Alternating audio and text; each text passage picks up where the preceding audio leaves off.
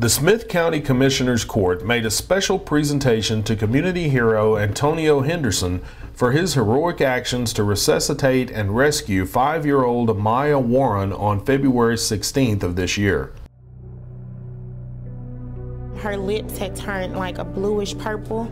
I ran outside and I was just screaming and I was like, Jesus, help me. She wasn't breathing at all.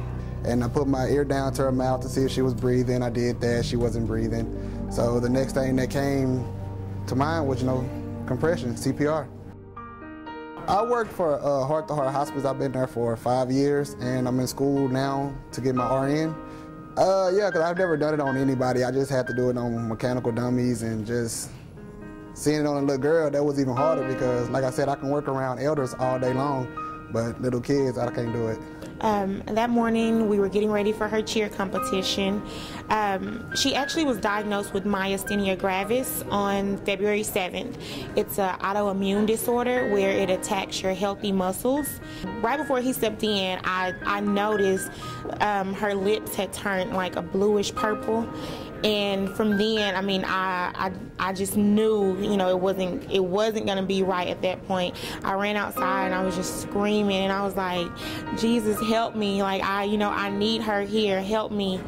And I was outside for the most part. I couldn't stay in, He first started just trying to console me, him and Terry Phillips. They were just consoling me like, calm down, it's gonna be okay, it's gonna be okay. Not really saying too much, what was going on with her. It was just, relax, calm down. I was like, stop lying. I was like, tell me the truth. Like, because people tell you things to keep you calm.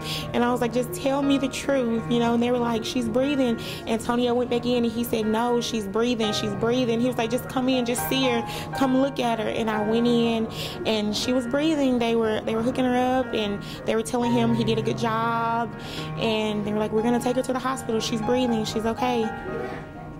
I kind of feel like I'm like in debt to him, like every day I see him, I'm like, he's done this for my daughter. Like it's like I owe him my life. That's how I feel.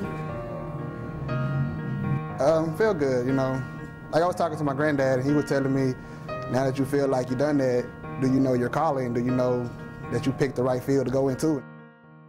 And I told him, yes, I did.